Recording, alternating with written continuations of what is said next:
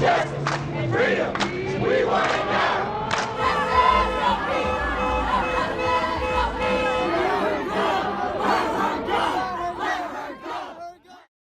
Activism is a verb. It's not a noun. It's not a person. It's not a thing. It's action.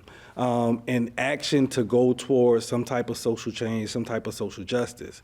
And so I'm okay with that because it means that I am doing something to impact this world, to make some type of change and fighting against some type of injustice. So if activism, the verb is what you're calling me, then absolutely, I'll take that. I'm doing the work. Studying history, honestly, gives me a lot of hope. Learning about like the activist movements and like how quickly the fight against like segregation in Tallahassee picked up. You know what I mean? Like, what? You know, it was the fire at Wilhelmina and Carrie Patterson's house. You know what I mean? They burned that cross on the house. The next day, FAMU came together and they're like, nuh-uh. And then the Intercivic Council started from that. This whole huge movement from a single incident started. So now that we're here, whatever movement happens, obviously I love TCAC, but we're not the saviors of all be all. Like, we'll just be a part of whatever movement is happening, but we'll have the experience to hopefully try to help guide things in the right direction and way. People say, Fred, you created history by doing certain things. And I thought about that. And what I come up with is this, is not that we created history. I think we were more captured by the historical moment in which we were born. And so we were all part of, I would say, an army, so to speak, of people who set out on this mission. I'll tell you, when I took part in that anti-apartheid protest at Northwestern University back in the 1980s, and I left because I had a dinner date before the police arrived, and then I kind of shamefully called my mother and said, yeah, I'm sorry, but I was at a protest, but I left before I could get arrested. My mother said, Tananarive, I went to jail so you wouldn't have to. Those individuals actually studied how to protest, and they had an agenda of what they were going to do, how they were going to do it, and why they were doing it. And so when we look at these organic movements today, we don't necessarily perhaps see that level of detail, but it's just more organic at this point. Before the evening was over, we had thought about the 9 other black candidates that run for the city commission and all lost. And we tried to analyze why we never won. And as the evening wore on, I made this statement to Herman. I said, Herman, you know, we are sitting up here debating how to get somebody else to do something that we aren't willing to do. Most of these leaders, there was an inflection point in their life where they said, if not me, then who? And if not now, then when? And that's what you would see in true leaders. Now, some people will raise their hand because of ego and narcissism, but other individuals who really truly have it in their heart, there was something that, there was a point in their life, they said, this is my calling, and this is what I'm gonna do. There were still people trying to fight to get the police station on the south side. So we had to mobilize afterward and kind of like, you know, be super thorough, like follow up and make sure we were still speaking out against it, going to these city hall meetings, holding rallies and marches, you know what I mean, pressuring city commissioners through demands, petitions, letters, et cetera, et cetera. You know, that was really crucial for me, and it made me see like also how much like work and dedication you have to put into this kind of work, and how like you can't just like let go of a campaign immediately. You kind of have to like win what you're demanding and then defend it as well, because if you don't defend it, if you just are like, oh, we did it, yay, and step away or like dissolve your organization, nothing will happen. And it kind of made me like recognize the power of like grassroots organizations and what organizing does. Because when there's one big cause, you look for one big leader. And every time that leader goes away, then the movement either slows down tremendously or it goes away. So Martin Luther King, for example, with the civil rights movement, as much as people want to say that it lived on, it slowed down.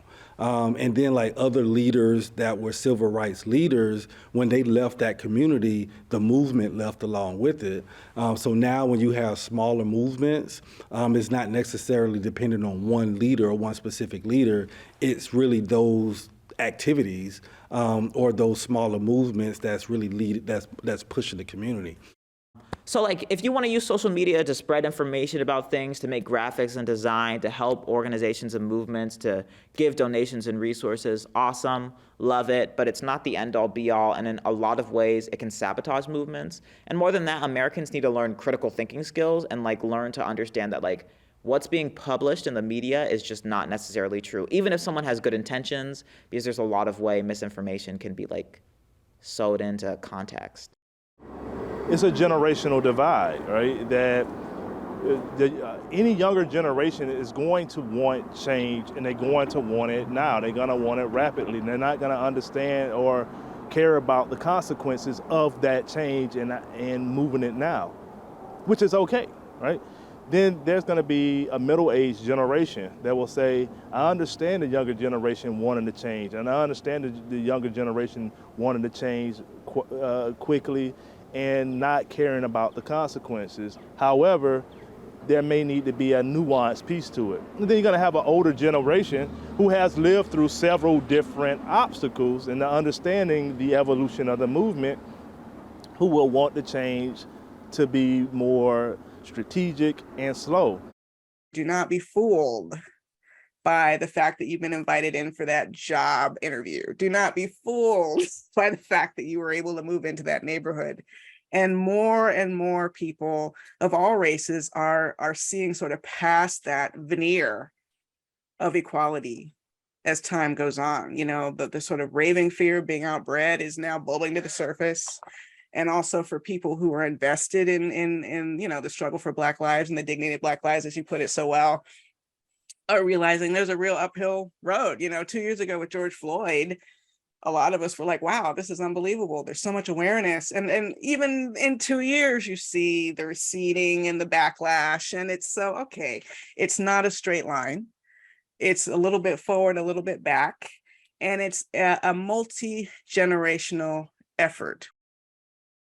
I think the intergenerational conversation needs to be, okay, guys, we marched in the 60s. You know, we got some stuff done, but we need to take it to the next level, and reminding that young generation, let's take it to the next level, or letting them march, because I didn't go out and march, but I was at home with my cell phone, and I told them, if you get arrested, call me. I'll be there for you. You know, I'll represent you for free. I'll get you through the system. That was my role. You know, that was their role. My dad's role might be something else, but we can't push each other away because we're not necessarily going to, you know, I'm not necessarily going to march, but I know what I can do as an attorney. You know, my dad's not necessarily going to march. He's not an attorney. So I just try to meet people where they're at and be like, hey, what's your feelings? What are you thinking? Here's what I'm feeling. Here's what I'm thinking. What can we kind of like come to an agreement on? Or if not, like, what can I learn from this discussion or dialogue? Like, I don't really feel like debate really does much. You know, like the only debates, like debating doesn't really teach anyone anything or make them be like, hey, let me like reflect on my own point of view. Like the way the human brain works is when you debate with someone, when you try to change their point of view in an antagonistic way, even if you're totally correct, they're just like, well, I'm going to take my point of view more now because I'm hurt, you know? What we are experiencing from my assessment is another evolutionary point. And it's going to be hard. And it's going to be painful. But I think it's time for our generation of leaders to stand up. You know, we and I love him. We talk about King as though King is still here. Right? We talk about Fannie Lou Hamer as though Fannie Lou Hamer is still here. Eventually, my daughter should be talking about someone of my generation. She's only 4 years old, so hopefully when she's 40, we still won't be talking about what King would have said. We'll be talking about something or someone of this generation, what they did, what they would have said to help change the shape of what this nation will be for her children. I want to walk worthy. My calling to fulfill. Please order my steps.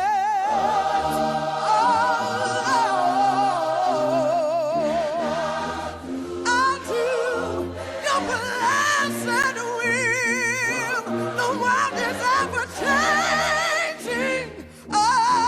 Yes, it is. Yes, it is. But you are still